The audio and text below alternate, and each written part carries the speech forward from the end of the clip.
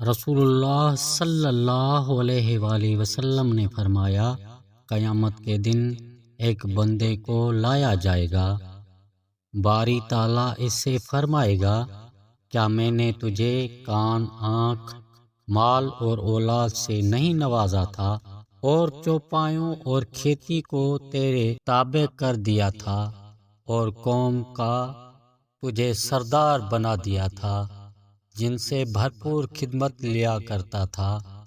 پھر کیا تجھے یہ خیال بھی نہیں تھا کہ تو آج کے دن مجھ سے ملاقات کرے گا؟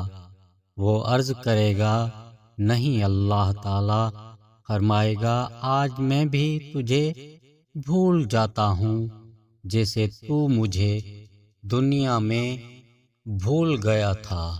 حضرت ابو بکر رضی اللہ عنہ فرماتے ہیں کہ رسول اللہ صلی اللہ علیہ وآلہ وسلم نے ارشاد فرمایا، میری امت میں سابقہ امتوں والی بیماریاں ہوں گی۔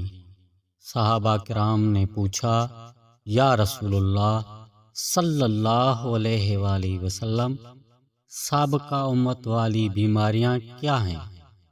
آپ صلی اللہ علیہ وآلہ وسلم نے فرمایا، اکڑ، اترنا، مال جمع کرنا، دنیا میں زیادہ دلچسپی، ایک دوسرے کے ساتھ چھپی ہوئی دشمنی رکھنا، ایک دوسرے کے ساتھ حسد کرنا، بغاوت کرنا۔